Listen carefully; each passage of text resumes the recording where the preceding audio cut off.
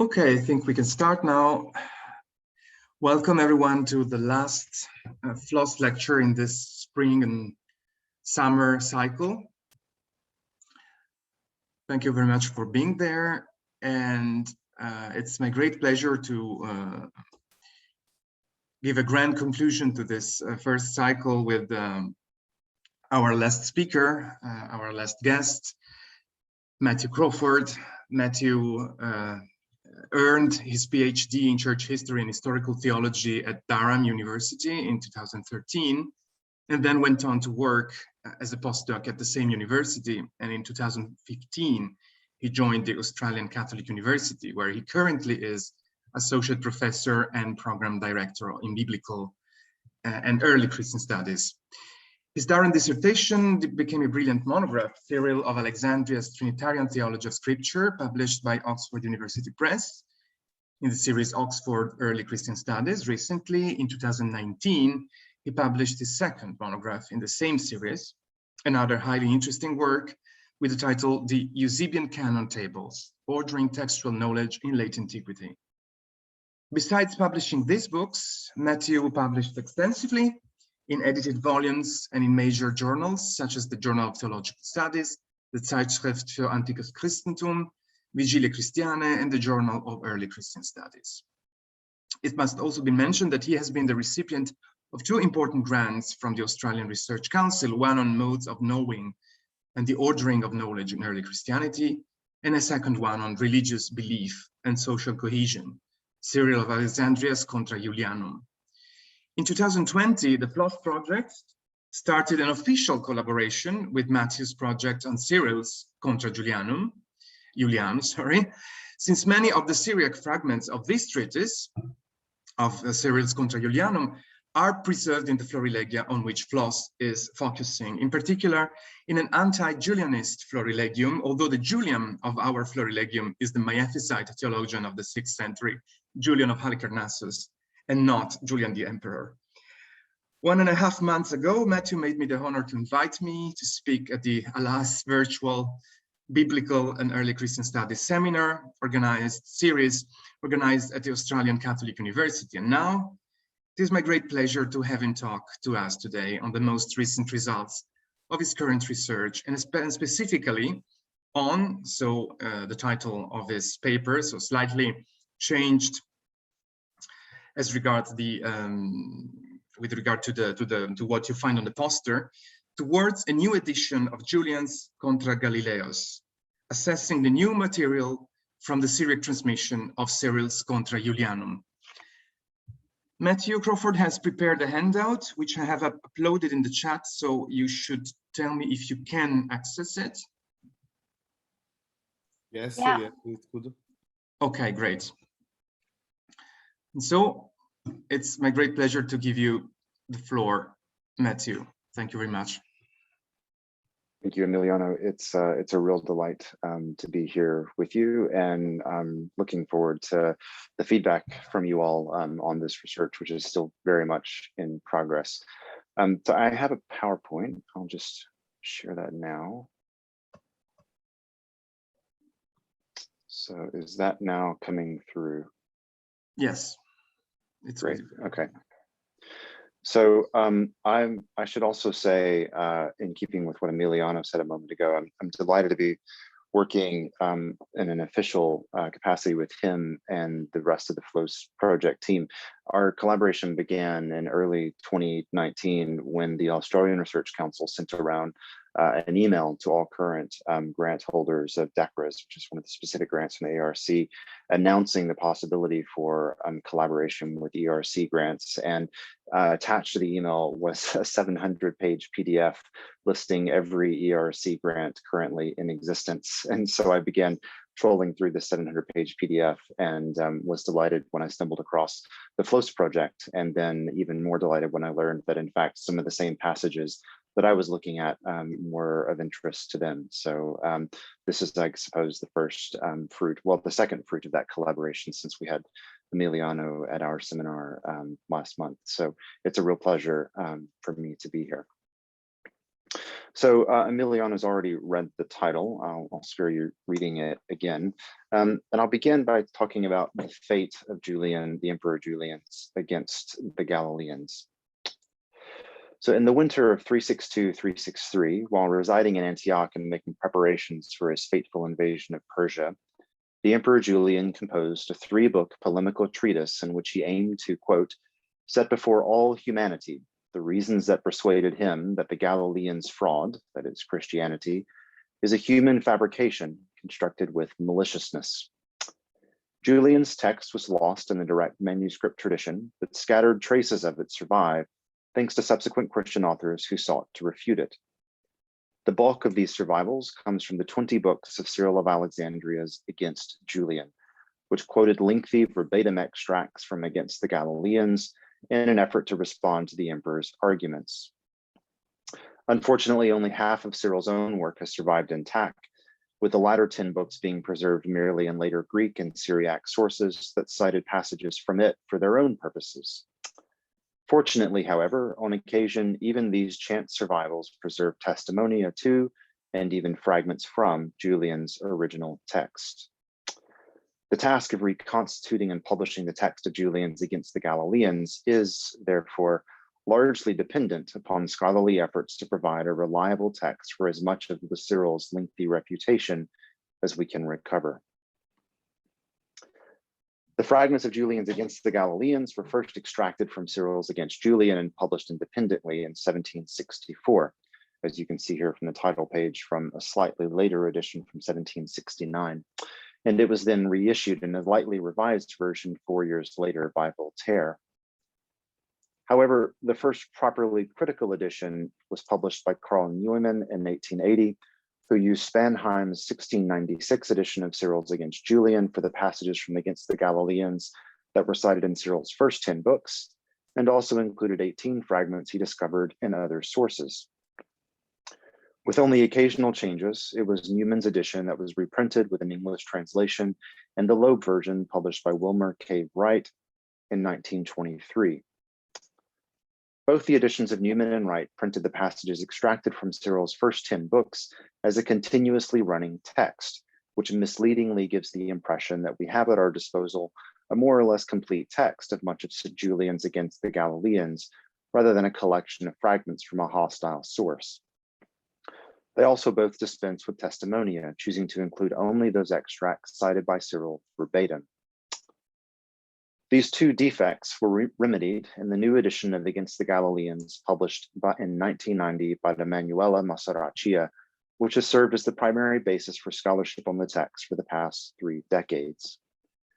94 of the 107 fragments included in Masaracchia's edition derived from Cyril's Against Julian, with the remainder coming from Jerome, Theodore of Mopsuestia, Photius, the Suda, and Arethusa. However, subsequent to the publication of Masaracchia's edition, new remnants of Julian's treatise have been discovered in several sources. I'll just run through these briefly. First, in 1994, Augusto Guida published an edition and translation of the fragmentary remains of Theodore of Mopsuestia's own reply to Julian's Against the Galileans, and he included an appendix containing several new Julianic passages he uncovered in the process. 2 years later, he followed this up with a study highlighting 2 more new testimonia, as well as a new fragment of Julian's lost work that are found in quotations of Cyril's Against Julian that are preserved in a later Chalcedonian Florilegium.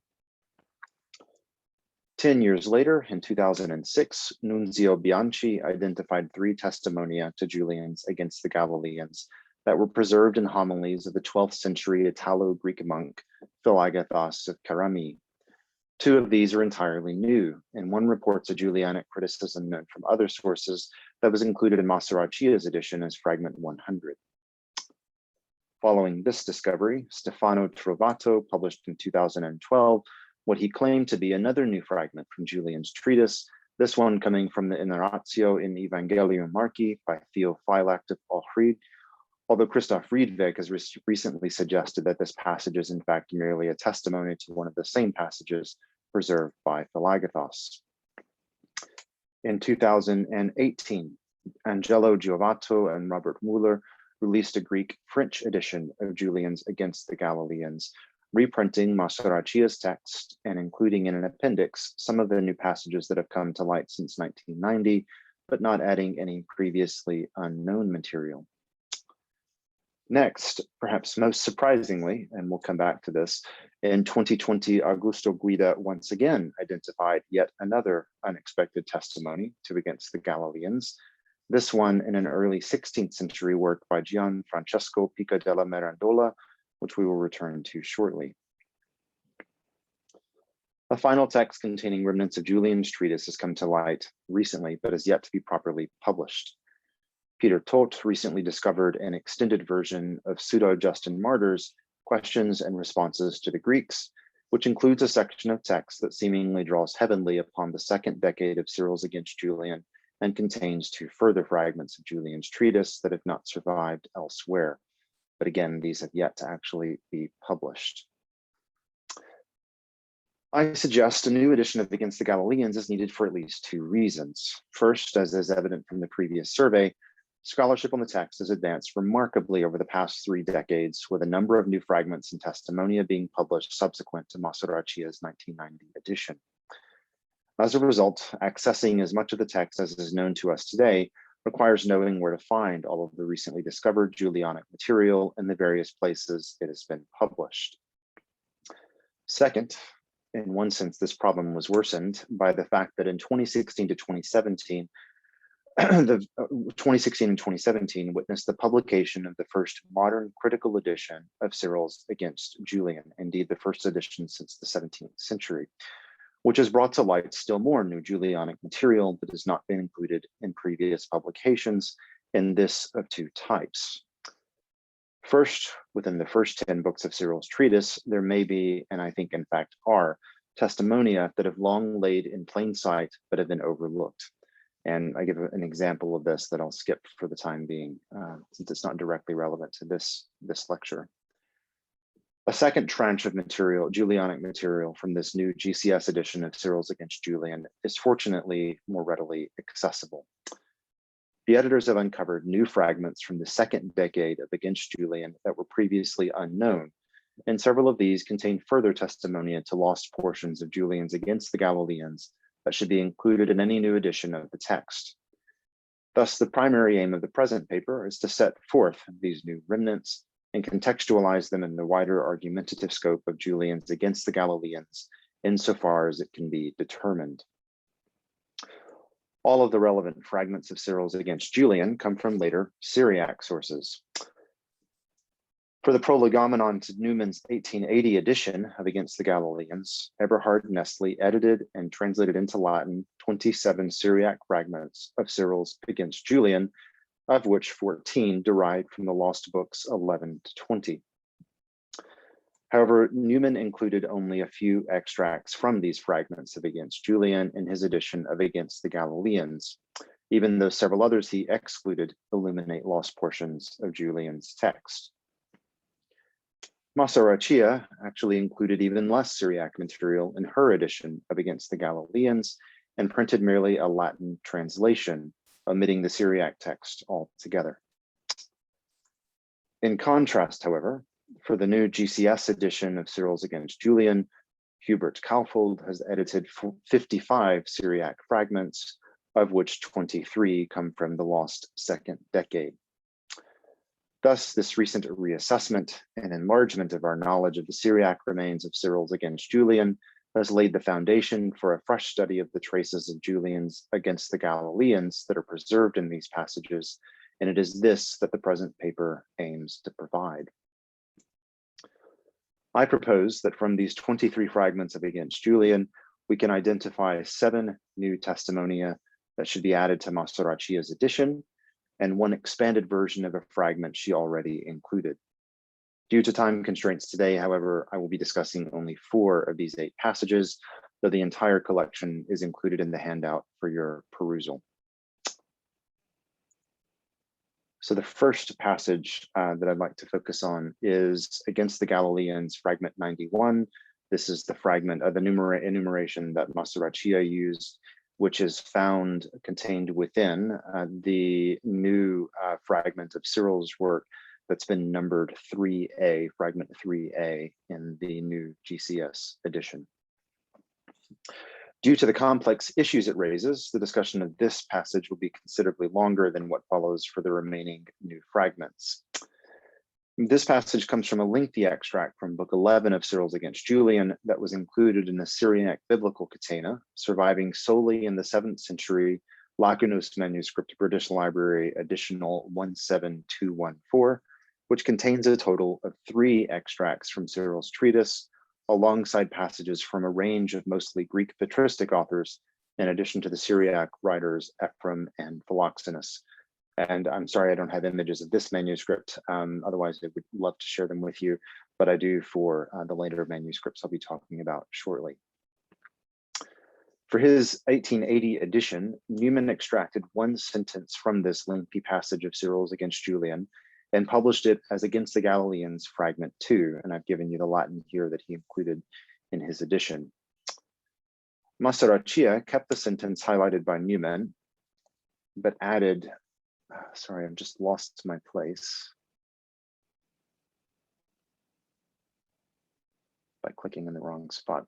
Masarachia kept the sentence highlighted by Newman and added the preceding sentence to it to create her slightly lengthier Against the Galileans, fragment 91, which is indicated in the handout in underlining. And again, I've printed or given you the Latin translation that she included here on the slide. I propose that the fragment, or more accurately, testimony, should be expanded still further to include yet more of Cyril's rebuttal that further illuminates Julian's argument. And so here I give you what I suggest should be the expanded version of fragment 91. So Julian writes, well, Cyril writes, and, O friend of ours, what is so novel about the fact that at that time when God the Word took on a body, a star arose, contrary to its normal pattern, but nevertheless in keeping with God's will, and acted as a messenger in advance? Is it not the case that all throughout the world on many occasions when great events took place, stars appeared, which were also called comets or in the form of beards, though others also give them the name meteors? And this star was not one of those known stars, nor was it, as Julian claims, the day star. And then I'm omitting a bit of material in between from Cyril. So then, this is how the marvel should be understood, and it is plausible, even if that star did not remain until now. Moreover, it was not one of the stars that are familiar, not the day star or Pleiades or Aldebaran, and even if it was standing over Bethlehem and over the house and over the place where the child was lying, one should not doubt the story. The focus of this passage is on the star of the Magi, and it no doubt derives from Julian's treatment of the gospel birth narratives early in the 2nd book of his 3-book work. Newman probably isolated the sentence he included as his fragment 2 because it seems to report Julian's actual words, specifically the claim that the Magi star is to be identified with the day star, or Venus, as it's also known. Masarachia's additional sentence adds nothing to our knowledge of Julian's treatise, but it does highlight the main point of Cyril's response, namely that the star should be understood as some sort of more unusual or irregular celestial phenomenon, like a meteor or a comet. However, if one takes into account the prior sentence, which was excluded by Masarachia, but is the first sentence of the new version of the testimony offered here, I suggest we gain a further glimpse into Julian's argument. The direct address with which the passage opens is characteristic of Cyril's style, and it implies that Julian objected to the story of the Magi star on grounds that it was somehow novel. This emphasis on novelty is further elucidated in the latter portion of the extract I have included.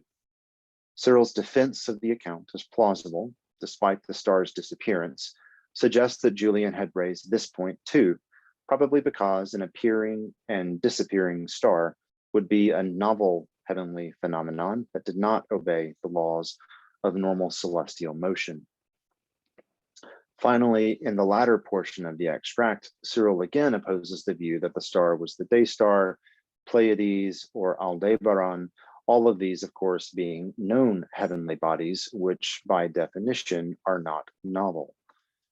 Thus, from Cyril's rebuttal, I think we can surmise not only that Julian sought to identify the Magi star with the day star, as Newman and Masaracchia recognized, but also that he seemingly thought it was implausible that the star in question was a novel phenomenon previously unknown to astronomers, which moved in a strange manner and disappeared once its mission was complete.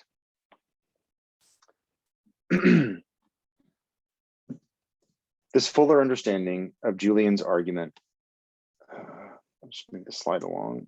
Here we go. This fuller understanding of Julian's argument is important for our understanding of his against the Galileans, for it appears that he's arguing against an interpretation of the star that had been put forward by at least two earlier Christian authors. First, in his Contra Galilaeos, Origen proposed that the star was a new star and not like any of the ordinary ones, and that it is to be classed with the comets which occasionally occur, or meteors, or bearded or jar-shaped stars. Origen then went on to make precisely the same point as Cyril, that such phenomena often appeared at great moments of history, so it should not be surprising to find this occurrence at the birth of Jesus. Eusebius, that 4th century enthusiastic disciple of Origen, followed his predecessor on this question, asserting in his demonstration of the gospel that the Magi star was, quote, strange and new, a new star akin to the so-called comets or meteors or beard-shaped stars that have often appeared at the occurrence of unusual events. Thus, we can see that the two most famous apologists for Christianity prior to Julian had argued that the star was a novel phenomenon that appeared for a specific time and then disappeared once its mission was complete, the very same position that Julian seems to have set himself against. In one of the other surviving verbatim fragments of his Against the Galileans, Julian in fact refers to Eusebius by name and alludes to a passage from Eusebius's preparation for the gospel. It is therefore plausible that Julian learned of this interpretation of the Magi star from his reading of Eusebius and decided to focus his treatment of this gospel passage around critiquing the view of that earlier defender of Christianity, a pattern that we will see again below in Against the Galileans, fragment 111, though we cannot rule out the possibility that it was Origen's Against Celsus that he was responding to instead.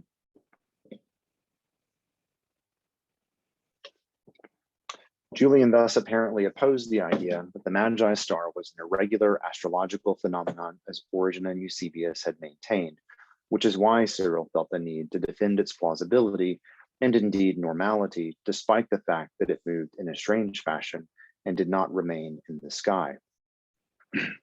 This insight provides a helpful context for making sense of the sentence originally singled out by Newman, in which Cyril claims Julian said the Magi star was the day star or Venus, for these two arguments complement one another. On the one hand, denying that the star was something novel or unusual, and on the other hand, insisting that it be identified with a known heavenly body. Julian's insistence on this point can be plausibly tied to deeper intellectual commitments he held. Someone who said, and I quote here, "I shun innovation, kainotomian, in all things, but most of all as regards the gods," would have had a hard time accommodating Eusebius's idea of a strange new star announcing the birth of a god. And the star's unusual movement across the sky would have disrupted Julian's notion of, quote, an eternal and ever-moving heaven filled with bodies that do not change or suffer any irregular influence. Nevertheless, this raises the question of why Julian would have wanted to grant this Magi star any legitimacy whatsoever. Why bother claiming it was the day star when one could simply discount it altogether by denying that it ever existed? Answering this question moves into more speculative terrain, but a conjecture can still be offered. In his commentary on the Aeneid, the 5th century grammarian Servius reported that Varro claimed, quote, the morning star, which is said to belong to Venus, was continually seen by Aeneas until he should reach Laurentian territory, and it ceased to be visible after he arrived, from which fact he recognized that he had, in fact, arrived. The parallels between this tradition and the story of the Magi following the star to Bethlehem are obvious and have long been recognized. I raise them here to provide a possible explanation for why Julian might have compared the star to Venus. Perhaps he argued that the account in the Gospels is a derivative and debased version of the story of Aeneas being led by Venus. Such an argument would theoretically have been in keeping with Julian's intent that he states elsewhere and against the Galileans to, quote, scrutinize the miraculous and fabricated nature of the Gospels. However, it must be admitted that this sort of emphasis on Christians borrowing ideas from the Greeks and the Romans is actually more in keeping with the polemical strategy of Celsus 2 centuries earlier than it is with Julian, who, in contrast, insisted that the only thing Christians took from them was, quote, a debased and careless manner of life resulting from the apathy and the vulgarity among the Greeks. Nevertheless, Julian elsewhere and against the Galileans highlights traditions related to Rome's founding and greatness, so it is at least plausible, I think, that he might have introduced the story of Aeneas and Venus in his treatment of the Star of Bethlehem, even if his exact reason for doing so remains somewhat obscure. Moving on then to the next fragment, so fragment 91b, and I'm here using the enumeration suggested by Christoph Riedweg, which is found in Cyril's fragment 3b in the new GCS edition. So this is the first of 3 new testimonia to Julian's against the Galileans that are preserved in the unpublished commentary on Matthew of George of Belton, a Syrian Orthodox bishop educated in both Greek and Syriac, who died in 789 or 790. None of the testimonia from George's commentary were included in the editions of Newman or Maceraccia, so they first appeared in print in the new GCS edition of Cyril's Against Julian. George's commentary survives exclusively in the Vatican Syriac manuscript 154, and the passage extracted as Against Julian 3b is found on folios 21 verso and 22 verso to 23 recto. In the passage in question, George first discusses the timing of the star's appearance, and he cites by name a work by John Chrysostom, as well as Cyril's Against Julian, again by name. After some intervening material, George then transitions to discussing the nature of the star. And on this question, he mentions once again John and Cyril, but adds this time Theodotus of Ancyra, though he does not name any specific works by these authors. The sentence referring to Julian, which we'll look at in a moment, follows immediately after this one on folio 22 verso. Given George's earlier naming of Cyril's Against Julian, we can be confident that George's mention of Julian in this sentence is dependent upon that same source. Substantiating evidence is that in his rebuttal of Julian, George repeats verbatim a sentence of Cyril's own refutation in Against Julian, fragment 3a. Thus, George had no independent access to Julian's text and was entirely reliant upon Cyril.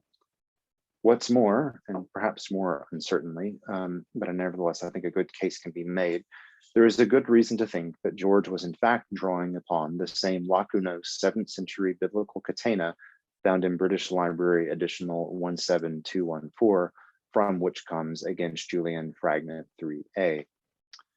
According to Wright's catalog, and I've only been able to look at Wright's catalog, I haven't been able to look at the manuscript myself. So if any of you do know more about it, I would be glad to hear about it. But according to Wright's catalog, the catena also contains a passage from the 6th of Chrysostom's homilies on Matthew, as well as on the Nativity by Theodotus of Ancyra. And these are in fact the same 2 texts that are mentioned by George when he discusses the timing of the star's appearance. In other words, all 3 authors appear in this passage of George's commentary, as well as in this section of the catena. The occurrence of all these three same sources in both the Catena and in George's commentary is not likely a coincidence, and the most likely explanation is that George was using this very Catena, or perhaps one related to it, when he was composing his commentary on Matthew. And this might mean that George had before him no more of the text of Against Julian than we ourselves have in Against Julian fragment 3a. The 12th century bishop Dionysius Barsalibi, in his own commentary on the Gospels, also mentioned this Julianic argument, almost certainly drawing upon George's earlier exposition of, since he repeats, that is, Dionysius repeats verbatim at times, all three of the testimonia to Julian's against the Galileans that are found in that earlier text. So let's now look at the actual passage. So my translation of the Syriac reads, "But Julian the pagan said this story of the star is not true, because none of the astrologers knew this star, since it did not exist." Now, it is true that George's fragment does not repeat verbatim the criticism of Julian we observed in the last passage, but it does at least resonate with it. Although Cyril did not mention astrologers, as does George here, he did claim that the star was not a known star, and one could reasonably enough deduce from this that Julian had objected to the notion that the star was unknown specifically to astrologers. If so, then even though George's reference to Julian's speech is marked by the particle lam, which might indicate quotation, his testimony would be entirely dependent upon the previous one, being merely George's own rephrasing of Cyril's description of Julian's position. And this indeed is the position that Augusto Guida has recently proposed. Of course, however, it could be that George drew both upon this Catena and had access to Cyril's Against Julian directly. So we must leave open the possibility that his statement does reflect Julian's actual words cited by Cyril in an otherwise lost passage of Against Julian. Whatever the case, the position attributed to Julian by George coincides with the interpretation offered above for the previous fragment, namely that Julian objected to the story of the Magi star because the star in question was not one of the known heavenly bodies. Before leaving this fragment, however, it is necessary to comment on how it and the previous fragment might relate to the new fragment of Against the Galileans that was just published in 2020 by Augusto Guida. This is found in the treatise De Rerum Praenotione by Gianfrancesco Pico della Mirandola, and it's been numbered by Christoph Riedweg as Against the Galileans, fragment 91a. In this highly curious and fascinating passage, Gianfrancesco claims that Julian identified the Magi's guide with a star bearing the Egyptian name Asaph, which appeared every 400 years. And so far as I know, we've got no other evidence for any such heavenly body known by that name appearing with that time period in the ancient world. In other words, according to this testimony, Julian said the star was what we would now today call a comet. And in fact, as a precursor for Julian's view, Guida points to the aforementioned passage from Origen's Contra Galilaeos, in which the Bethlehem star is explicitly said to be a comet or a meteor, and Guida thus intends to align Julian's interpretation of the star with that of Origen. Although certainty here is impossible due to the fragmentary nature of our evidence, it seems more likely to me, at least, that, as suggested above, Julian in fact framed his argument in opposition to the position of Origen and Eusebius, rather than in agreement with them. That is, even though Julian in this fragment seemingly agrees with Origen and Eusebius that the star was what we would call a comet, Julian nevertheless objected to their claim that the object was a novelty, and he instead sought to identify it with a named astrological phenomenon. This rejection of novelty is indeed the main point of continuity between Against the Galileans, fragment 91, that we looked at a moment ago, and Guida's new mysterious fragment. It could be that Julian mentioned indeed several heavenly bodies by name, not just the day star, but perhaps also Pleiades and Aldebaran, which Cyril also noted, as well as something called Asaph, which is otherwise unknown to us. In fact, the 400-year time period mentioned in Guida's new fragment coincides nicely with Cyril's defense of the disappearance of the star. One could easily enough imagine Julian saying that the account of the Star of Bethlehem is unbelievable, since the Magi star did not remain in the sky unless one were to suppose that it was the comet Asaph, which is only seen every 400 years and so had not yet reappeared when Julian was writing against the Galileans in 362 or 363. Unfortunately, no one has yet discovered the source of Gianfrancesco's testimony, and it could be that it is not to be entrusted in any case as an authentic witness to Julian's treatise. Nevertheless, it is not impossible, as I hope to have shown here, to correlate it with a version of Julian's argument one can reconstruct from Cyril's Against Julian, fragment 3a. Moving along then to fragment 111 in my own proposed new enumeration of Against the Galileans, which is found in Cyril's Against Julian, fragment 75. This is another of the three new fragments from Julian's Against the Galileans that are cited in George of Beltan's unpublished commentary on Matthew. Although George does not here name Cyril as his source for this Julianic objection, the fact that he elsewhere does explicitly cite from Cyril's work suggests that he was probably drawing upon it here too. In fact, given the lacunose state of British Library Additional 17214, from which George probably drew Against the Galileans fragment 90b, it is possible that this testimony likewise derives from a fragment of Cyril's Against Julian that was included among the lost pages of that manuscript. At least three other Syriac authors also report this Julianic objection. Coming from the Church of the East, George's contemporary, Theodore Barconi, and the later commentator Iulianum of Merv both mention it, both of them probably reliant upon Theodore of Mopsuestia as their source. The passages from Theodore Barconi and Iulianum were published by Guida and the appendix to his 1994 edition of Theodore of Mopsuestia's Against Julian. As mentioned already, Dionysius Barsalibi also repeats the objection, I think likely drawing upon George as his source. In addition to these Syriac authors, Jerome also passed down a much simplified version of this objection, which amounted to little more than asserting that Julian claimed the genealogies in Matthew and Luke contradicted one another. In response, Jerome pointed out that Eusebius and Julius Africanus had already answered this problem. The Syriac tradition, however, represented by the passage from George, preserves a fuller version of Julian's critique, and it shows that Jerome's reply was insufficient, since Julian's objection was in fact already formulated as a response to the explanation offered by Africanus and Eusebius. So here is the actual passage, and again, I'll read my English translation.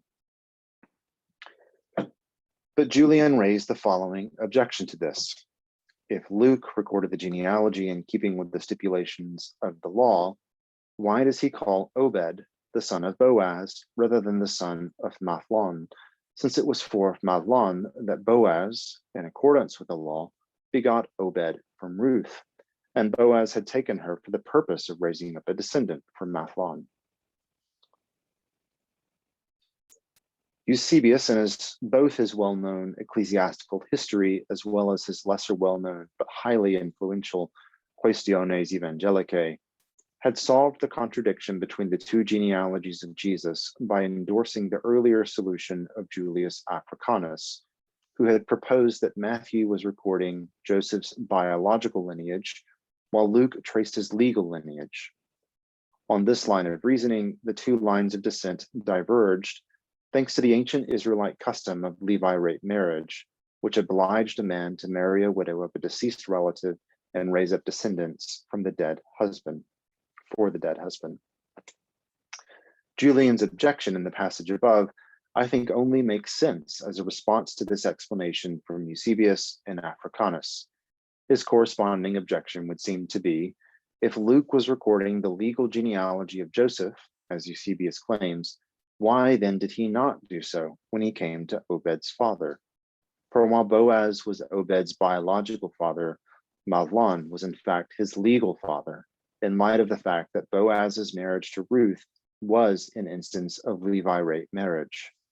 Eusebius's proposed solution is, therefore, Julian seemingly argues, false, because Luke was in fact not recording legal descent, as demonstrated by his naming of Boaz as Obed's father.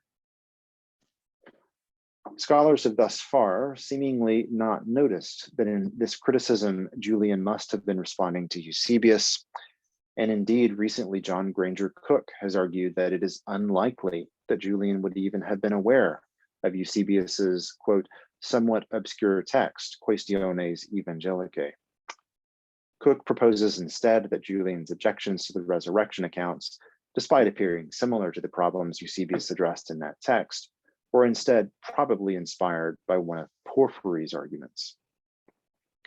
I propose, on the contrary, that the above fragment all but proves that Julian must have been aware of either Eusebius's ecclesiastical history or Quaestiones Evangelicae, and that the latter is more likely, that is, the Quaestiones Evangelicae, more likely to have been his source, in light of the similarities already identified by Cook between the criticisms of the resurrection accounts Julian offers and the problems Eusebius had dealt with in that treatise. The present fragment is thus further evidence that Julian constructed his polemic against Christianity using Eusebius as his main foil. Moreover, we should not miss how sophisticated Julian's critique in the above passage is, for it not only requires an understanding of the complex solution proposed by Africanus and Eusebius, but it also would require knowing the obscure book of Ruth well enough to realize the problem it posed to their explanation. Finally, then, the last fragment I want to look at, fragment 112 of Against the Galileans, from Cyril's Against Julian, fragment 76. As with the last two passages, this one also comes from George of Belton's currently unpublished commentary on Matthew. Because it alludes to the offering of frankincense to the infant Jesus, this criticism presumably also derives from Julian's treatment of the canonical infancy narratives.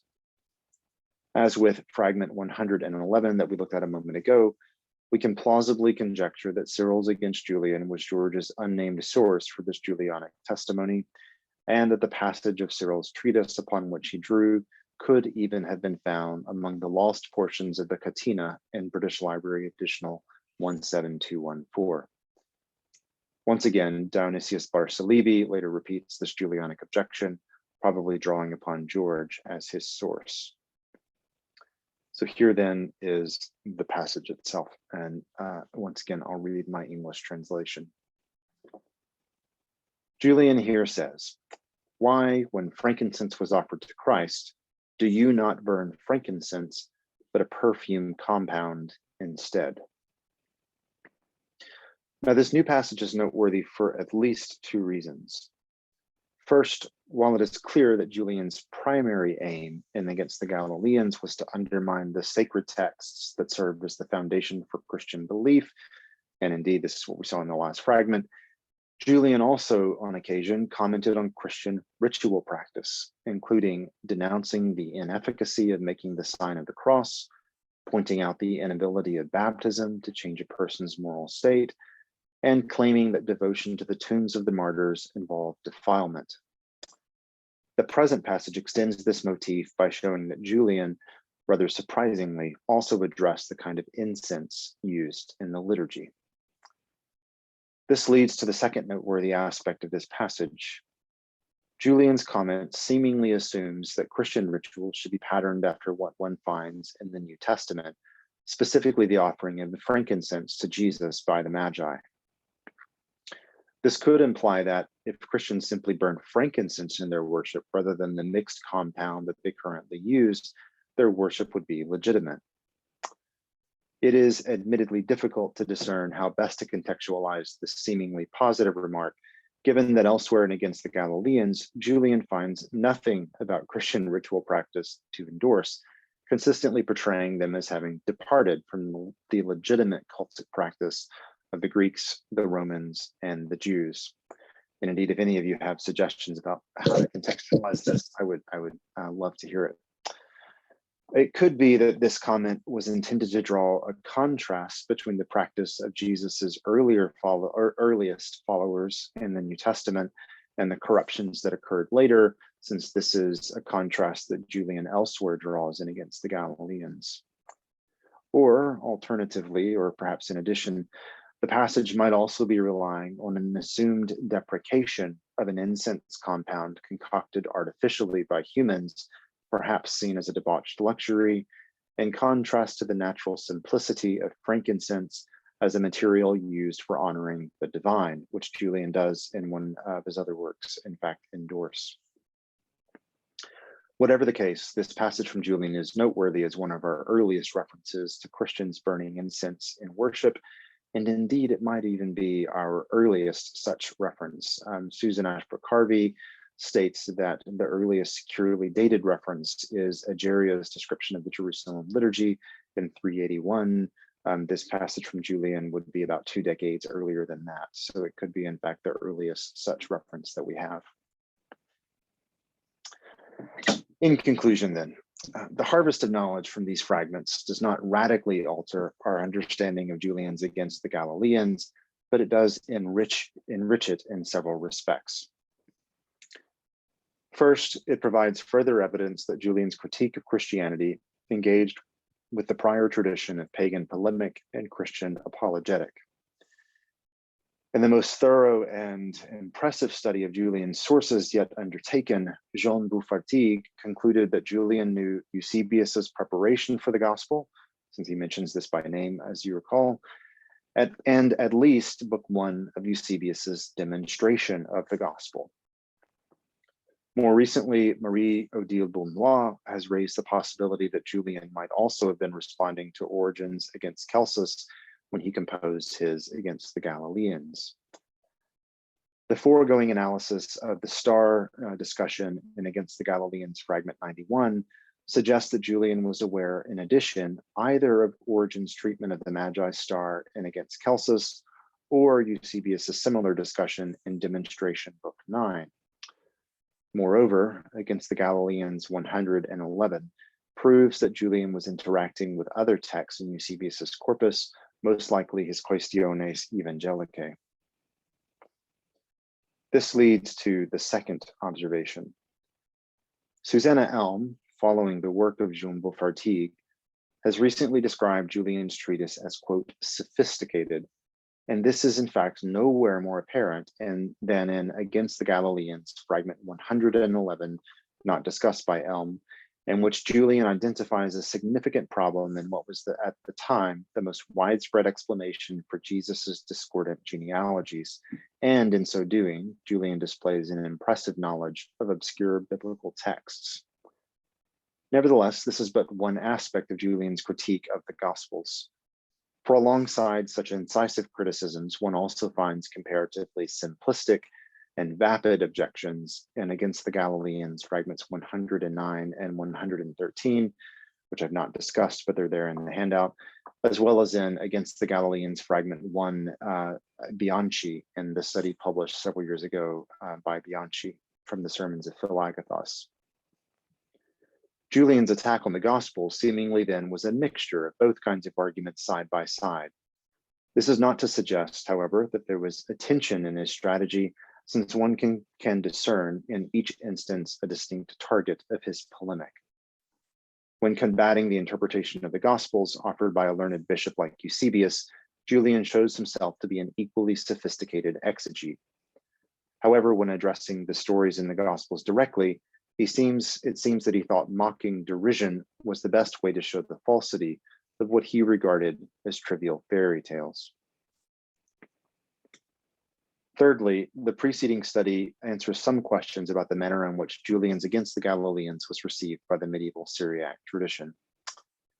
It goes without saying that there was no direct access to Julian's text by these authors, At best, they were relying upon the refutations of Theodore of Mopsuestia and Cyril. However, it seems that often the chain of dependence was even longer and more complex. For example, Dionysius Barsalibi, as I've argued, was perhaps drawing upon George of Belpon's commentary when he reported 3 Julianic objections, and George himself was probably reliant, at least in part, and maybe entirely, upon the anonymous Florilegium of Extracts in British Library edition 17214. In short, Julian's against the Galileans had a longer afterlife in the Syriac world than is often recognized, but there were multiple layers of mediation at work in this later reception. And finally, this study has highlighted the need for a new edition of Julian's against the Galileans. Knowledge of the text has grown considerably since Masaracchia's 1990 edition, and a comprehensive reassessment of our single most important source is now in order in light of the new GCS edition of Cyril's Against Julian. Once that has been completed, the new edition of Julian's Against the Galileans can join Matthias Becker's 2016 edition of Porphyry's Against the Christians, and we will then be positioned to undertake a fresh study of the development of anti-Christian polemic and Christian apologetic response over the course of late antiquity. Thank you.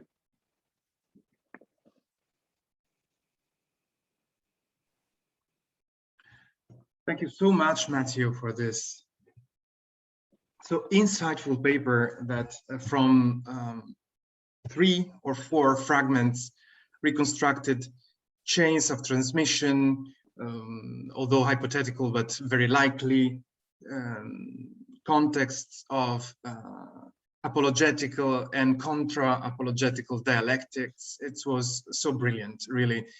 I already have some questions, but I open the floor for the audience to ask questions, either in the chat or by raising your hand or by jumping in with the microphone. Well, I have a first one from Adrian. Adrian, do you want me to read it aloud or do you want to ask it yourself?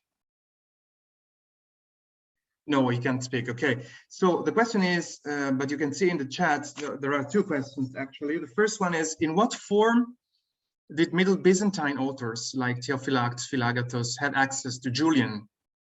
And could you say a bit more about Aretas' Testimonia?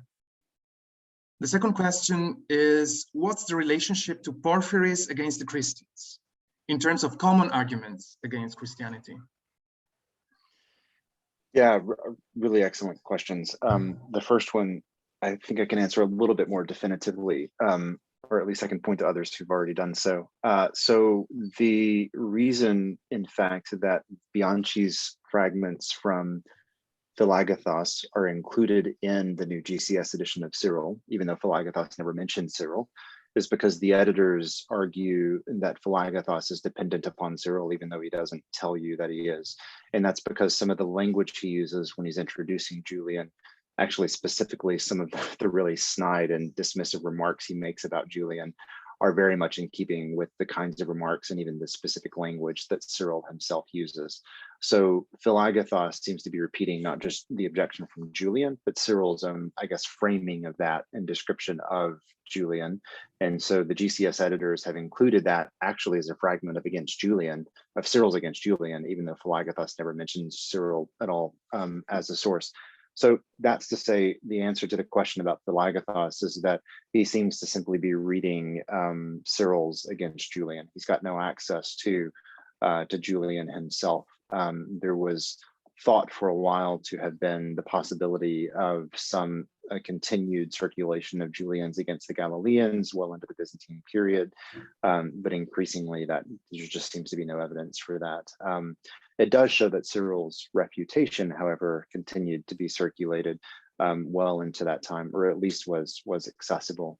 The editors of the GCS edition argue that is Wolfram Kinzig and Christoph Riedweg argued that Cyril sent copies of the work to the other major sees of Christendom, so Antioch, Constantinople, Jerusalem, and Rome, because you find individuals in each of these locations later on citing the treatise.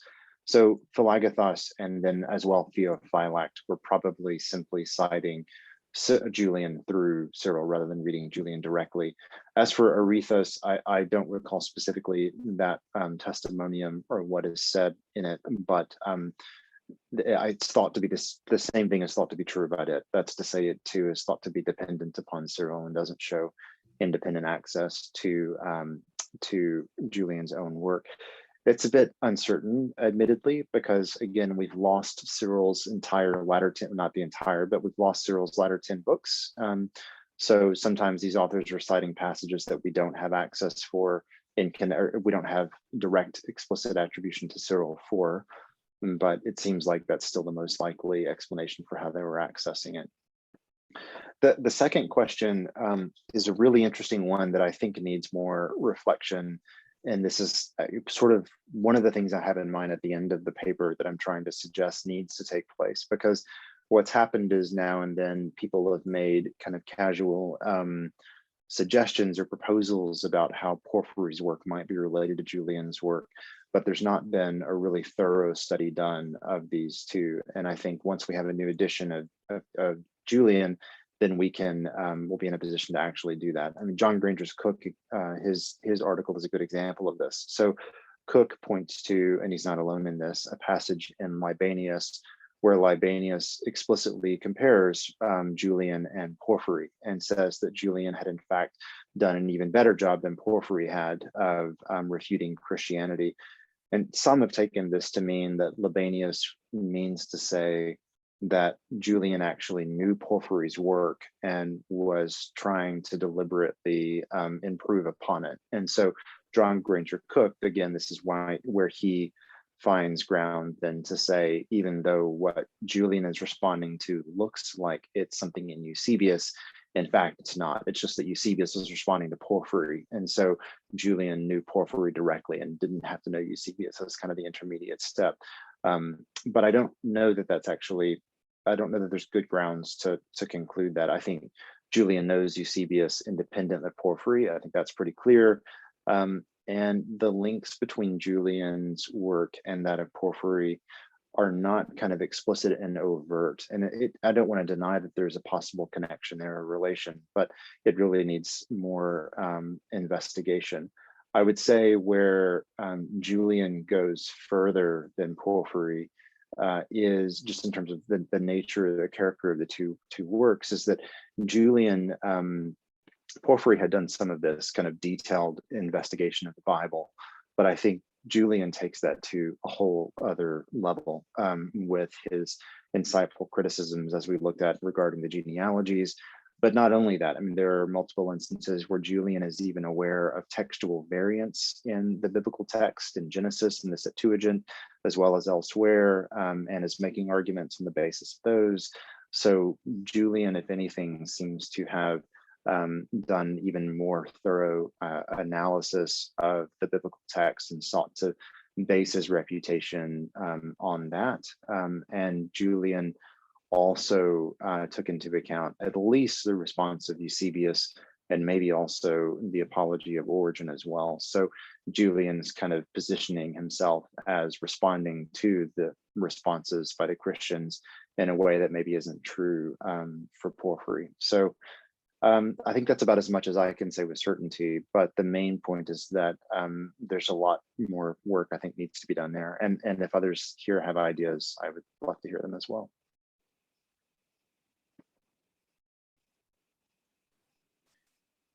Thank you. I see there is another question from Matteo Poiani.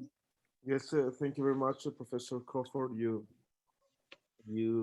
have shown us a very complex situation in the general, but a very maybe a silly question.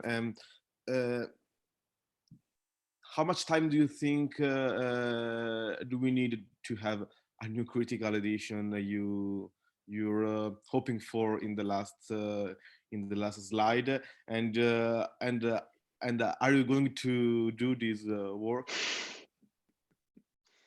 Well, I to the latter point, am I going to do it? I haven't decided that I am. So that's I'm not sure that I'm ready to commit myself to that. And part of the reason is that I'm not sure what else might already be underway. So in one of his earlier studies, I think it was the one in 1996, Augusto Guida actually mentioned in passing that he was preparing a new edition of Against the Galileans for the Teubner series. But that was, well over 2 decades ago. So I don't know whether that still is underway or if someone else has picked that up and is working on it. And I don't want to assume that I'm the best placed person to produce that edition. But I guess what I see is classical scholars, especially, and maybe classical scholars, especially in the English-speaking world, who, when they want to access Against the Galileans, I mean, you're lucky if they even go to Masaracchia's edition. More often what they do is they go all the way back to the 1923 Loeb translation by Wright, which is based on the 1880 edition by Newman. So they're relying on incredibly old texts that doesn't take into account the full breadth of the material that we now have. So I think until there is a new edition, I suspect people are going to continue to rely on that outdated edition. And in one sense, I think I would be glad to work on something like that because of the work that I've already done. So I guess I haven't mentioned, but it's perhaps I should. My main work at the moment, my main project at the moment, is an English translation of Against Julian that I'm doing with a classicist in the US, Aaron Johnson.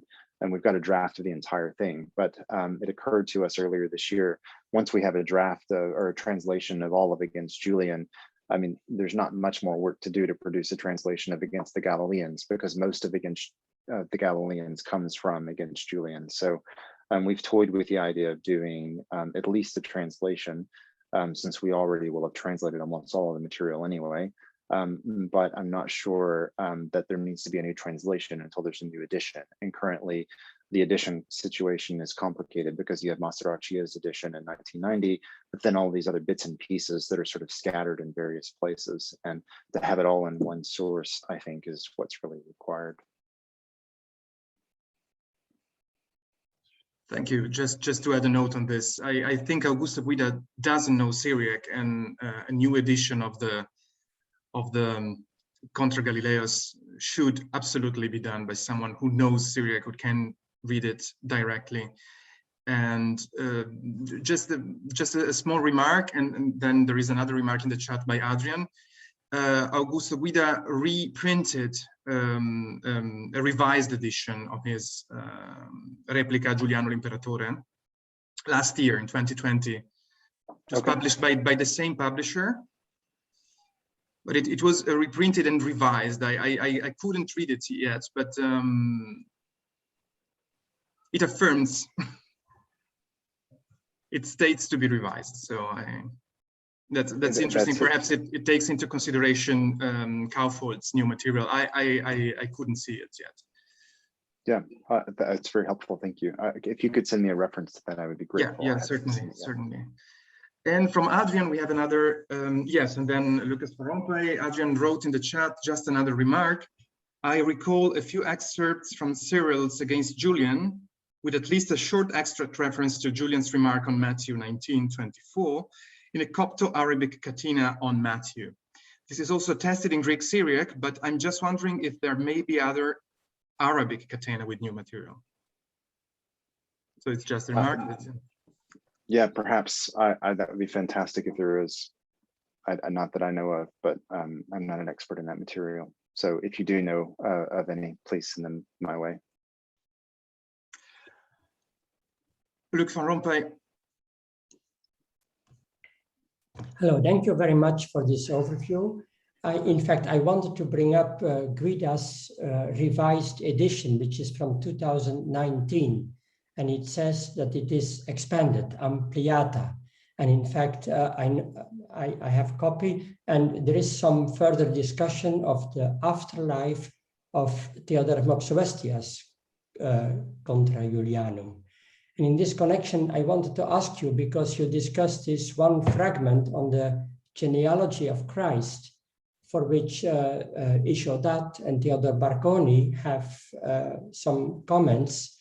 And is there any trace, is there any evidence of the intertwinement of the Contra Iulianum of Cyril and of Theodore, or would possibly Iulianum, which rather than Theodore Barconi, I think, would have been familiar with Cyril's Contra Iulianum. So, that's an excellent question. Thank you. And clearly, I need to look at this updated edition, which I wasn't aware of. On the question of the relation between Theodore and Cyril's refutations of Julian, it's an interesting one to ponder. It's hard to say much with any degree of certainty. So they weren't the only ones writing against Julian. Apollinaris is also reported to have written against Julian, though I don't think we have anything of it that survives. So there were many people writing against Julian at the time. It has been suggested, however, that given the rivalry between Antioch and Alexandria, that Cyril might have been prompted to write against Julian, at least partly by awareness of Theodore of Mopsuestius against Julian, kind of in response to that, to do an even better job than Theodore had done. They do, on occasion, refer to and respond to some of the same passages. It's very difficult to know the extent of that because Theodore's work is, so very, very fragmentary. We have so little of Theodore's reply to Julian that survives. So how representative is that of the whole of his work? It's very hard to know. But Cyril, at times at least, responds to the same passages of Julian's against the Galileans that Theodore had previously responded to as well. And so there is some overlap in terms of the material that's treated, but I'm not sure how much more we can say about that. Was your other question about whether Iulianum might have known Cyril's work rather than Theodore's, or do you? Yeah, is that? Yeah. I have no idea, and I would, if you have, or you or others have thoughts on that, I would be glad to hear them. Well, especially for the later tradition, it means after Iulianum, it would be interesting to, like Dionysius Barsalibi, for example. He certainly knew this George of Beltane, but he also knows Iulianum directly or indirectly. So it might be possible that, at least in Dionysius Barsalibi, the two are coming together in one way or another. But that's just speculation. Thank you very much. Thank you. Yeah, it could well be. I mean, the other thing that probably bears mentioning here is that we have no evidence that Cyril's entire treatise was ever translated into Syriac. So at most, there were probably individual passages that were excerpted for Catina. And that presumably is what George of Beltane and other later figures would have been relying on. And I don't recall if that's the case for Theodore as well, or if there was a full translation of Theodore into Syriac. I can't recall.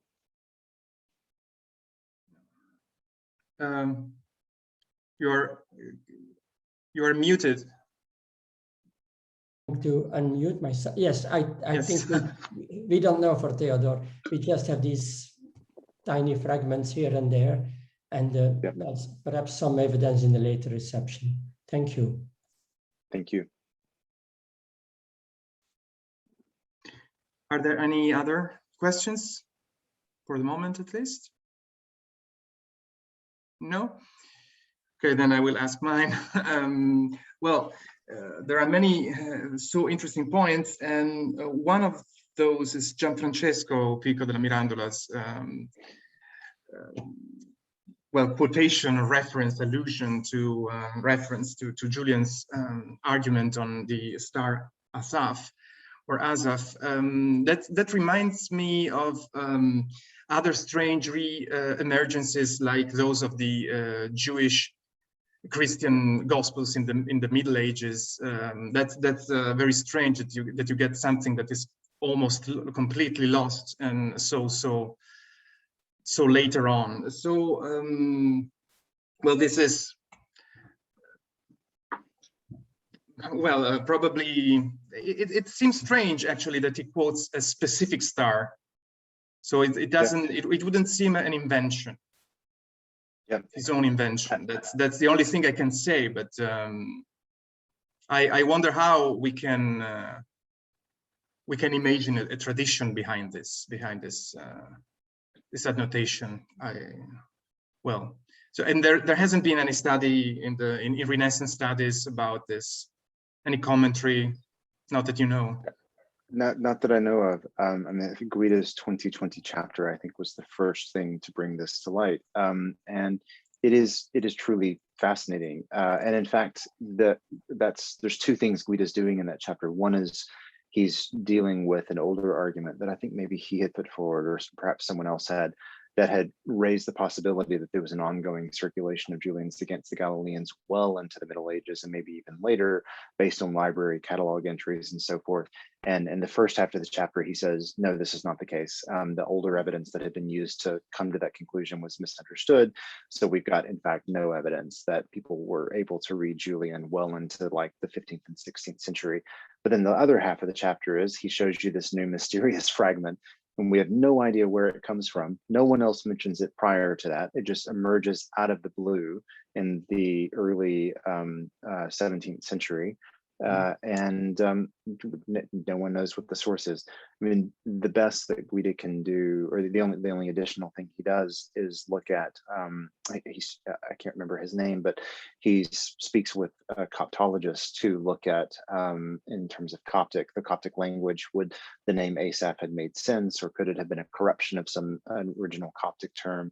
And he's got some conjectures there, but they were a bit of a stretch, to be honest. So I think it strikes me too as being likely authentic. It's hard to imagine why else you would come up with Julian naming something specific in this way. And it does sit, I think, very well with the authentic testimony we do have in the other passage, where Julian says the star is the day star. And then I think he probably also said the same thing about Aldebaran and Pleiades. So we know that Julian was in the business of trying to identify possible subjects for the star. And so, you know, why not Asaph as well, whatever Asaph was. And it seems unlikely that Francesco would have come up with that entirely on his own without knowing it. So I think it's probably authentic. But unless he had a very far memory of reading Cyril's argument, Cyril's quotation of his argument, of Julian's argument, and then but very far recalling of reading that, and then he confused it with a star that was closer to his memory in that period, in that moment. Well, it's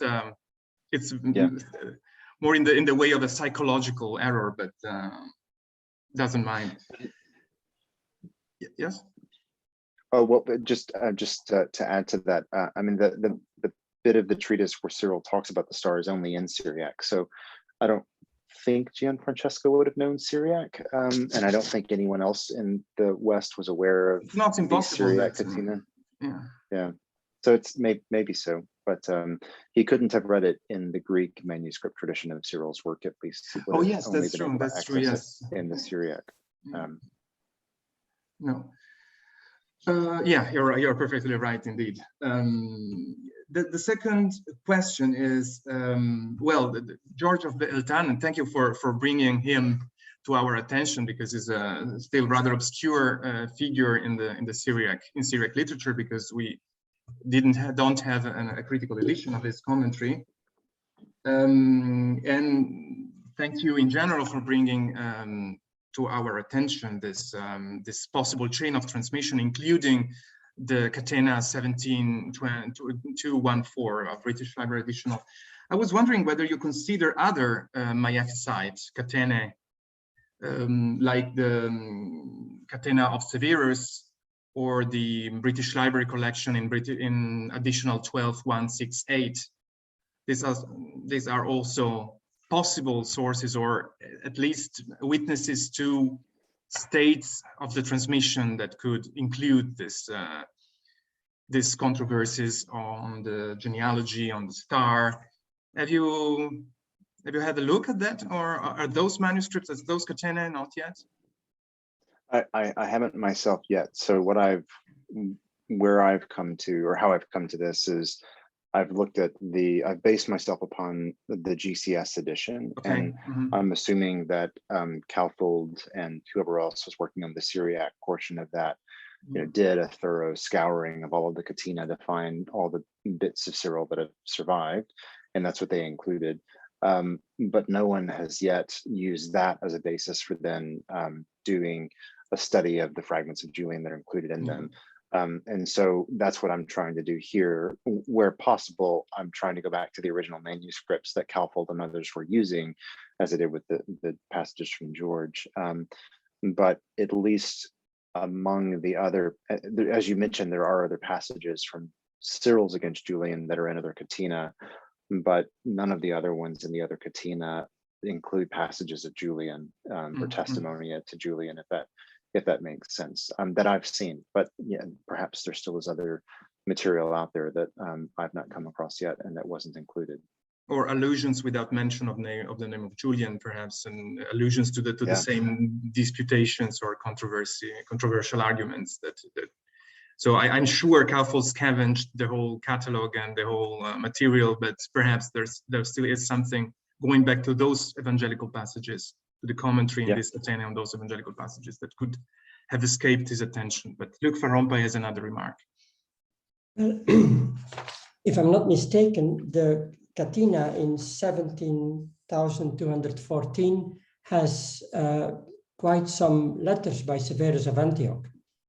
And I believe that the fragment, of the fragments of Contra Julian from Cyril is in one of the letters of Severus, which shows that Severus was familiar with it, of course, in Greek, which of course opens the possibility that there are other letters by Severus where he may have referred to it. No, and in fact, there are. Let me see. I hope that I don't get the order wrong. So passages from Against Julian were included in the Cyril Florilegium that was created in the late 5th century, I believe it was, and then which gives a Chalcedonian interpretation of Cyril. And then Severus responds to that in Philaleiphes, I believe it is. And points out that certain passages have been removed, for example, or excluded, and so forth. So Against Julian was absolutely known to Severus, to the point that he was exegeting essentially the passages that had been extracted for that earlier Florilegium, and arguing that they didn't support Chalcedon but were Miaphysite, based on a proper understanding of them. And then there is another passage where Severus refers to it as well. I think it's one of the ones in relation to the textual variants. It's where Cyril's referring to the variant of the episode of Jesus in the Garden of Gethsemane, where he's sweating drops of blood, which is a variant that only shows up in some Greek textual traditions and not all. And Cyril made reference to this, and then in response to Julian, and then Severus quotes the passage where Cyril is describing this textual problem, text critical problem. So Severus seemingly had read Cyril, and in fact, it just occurs to me now. I remembered as I'm speaking. There's a passage in Zacharias' Life of Severus where he says that when Severus was in, I think it's when Severus ends up in Beirut, and is beginning to grow disinterested in his legal studies and more interested in kind of Christianity or theology, he comes up with a reading list, and on that reading list are Basil and I think one of the Gregories, so the Cappadocians, but then it explicitly mentions in the anti-pagan treatises of Cyril, or treatise of Cyril. And so it seems like at an early, probably formative stage, Severus would have read Cyril's Against Julian, and that's what you then see coming out in these later texts. Thank you. Thank you. Any other questions? No? Okay. So if not, let us thank Matthew. Thank you very much once again for this brilliant paper. And thank you for being the excellent conclusion of this cycle of the series of lectures that we will close for the moment, and we'll start over in winter, in the fall, perhaps already with another series of speakers. So Matthew, thank you very much. It was really a wonderful presentation, and I think the conclusion we all drew from this lecture, among other things, is that you are the one who has to do the new edition of Contra Galilaeos. Definitely. Get back with me in another 10 years. We'll see. Okay. We'll be in touch. Thanks so much. Thank you so much. Thank you for contributing to our series and with such a brilliant lecture. Thank you so much, and thank you everyone for attending. So see you in fall or winter for the next series. Bye bye. Bye bye everyone. Bye now. Bye bye. Thank you. Bye. Bye.